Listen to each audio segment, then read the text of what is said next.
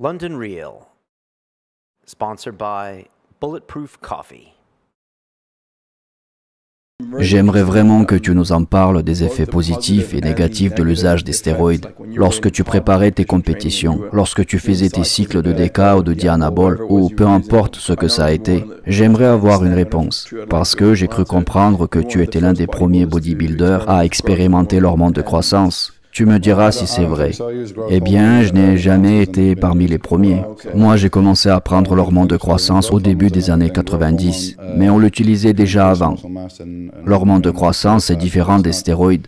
Ça peut augmenter la masse musculaire et minimiser la graisse corporelle, mais ce n'est pas, vous savez, juste à cause du nom, l'hormone de croissance. On croirait à un produit magique, mais c'est vrai, combiné à des stéroïdes, ça permet de passer à un autre niveau. Parce que tu sais, Schwarzenegger et ses gars dans les années 70, ils prenaient juste les stéroïdes. Quand l'hormone de croissance est arrivée, elle a permis aux gens de passer à un autre niveau. Ok, en fait, je suis intéressé pour savoir ce que tu ressentais lorsque tu étais en phase de préparation de tes compétitions. Tu t'injectais ces trucs dans ton corps. Personnellement, je ne fais aucun jugement. Je pense que tu as fait tout ce que tu devais faire pour être au top dans ton sport. J'aimerais juste savoir quels étaient les effets secondaires sur ton corps. Évidemment, tu es devenu plus fort et tu récupérais plus rapidement. Mais y avait-il eu des effets négatifs, des sauts d'humeur par exemple, ou quelque chose d'autre?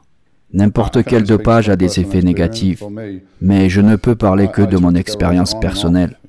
J'ai pris les stéroïdes pendant et hors compète, depuis que je faisais de la compétition en amateur jusqu'à un niveau professionnel, de 95 à 97, quand j'ai pris ma retraite.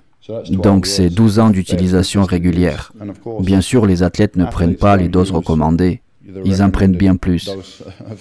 Et pendant toute cette période, j'ai eu quelques effets secondaires, comme la rétention d'eau, de l'acné, ou, et oui, votre niveau d'agressivité est considérablement plus élevé. Après, ça dépend de ce que vous en faites avec cette agressivité. Tu sais, je l'ai utilisé pour mon training en salle. T'es plus positif, t'es plus agressif. C'est génial pour le training. Mais si tu sors quelque part et que tu bois quelques pintes, dans un bar ou autre, ce n'est probablement pas une bonne chose. Je connais des gens qui travaillent dans le milieu de la nuit. Ça attire des problèmes, tout ça. Mais encore une fois, ça dépend de la personne. Nous savons tous que l'alcool peut rendre les gens plus agressifs. Un gars peut boire quelques verres et devenir très agressif. En revanche, un autre gars qui boit la même quantité d'alcool peut rester totalement détendu. Donc ça dépend de l'individu.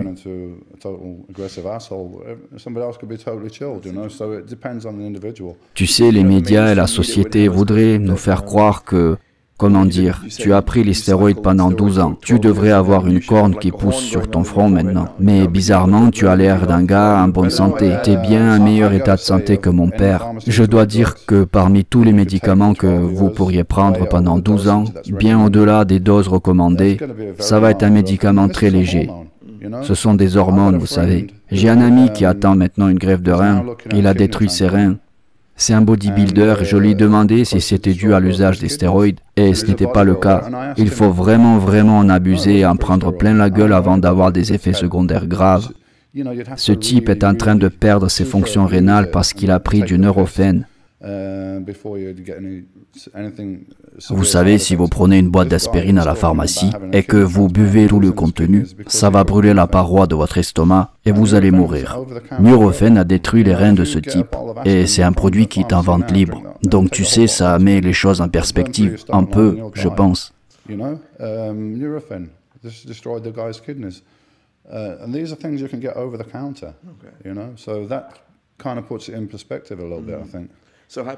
Tu as dit que tu as un fils. S'il vient te voir et te dit « Papa, je vais faire une cure », tu serais d'accord? Il a 20 ans, je pense qu'il en a déjà pris. Après, oui, absolument, je veux dire. Je dis toujours aux gens, écoutez, si vous y pensez, regardez tous les faits. Obtenez un maximum d'informations à ce sujet. Des informations factuelles. Quand j'ai commencé à les prendre au milieu des années 80, il y avait quelques bouquins illégaux qui existaient à l'époque. Je veux dire les livres underground, photocopiés qui traitaient ce sujet. Le livre de Dan Duchaine était probablement le seul à sortir.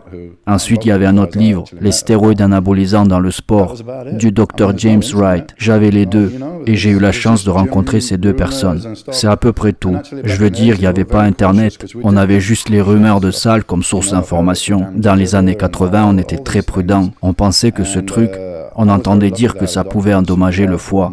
J'ai eu beaucoup de chance d'avoir un médecin qui supervisait tous mes tests sanguins. Et tout au long de ces années, il n'y avait rien dans les résultats pour avoir une quelconque inquiétude, pour que j'arrête ou que je fasse une pause. Je ne sais pas si vous avez déjà vu ce film documentaire qui s'appelle Super Size. Ça parle d'un gars qui se nourrit exclusivement chez McDo 3 fois par jour. Après avoir mangé pendant 2 semaines dans ce fast-food, ses résultats sanguins étaient si mauvais que son médecin le suppliait d'arrêter. Donc 2 semaines à manger chez McDo 3 fois par jour est bien pire que moi prenant les stéroïdes pendant 12 ans.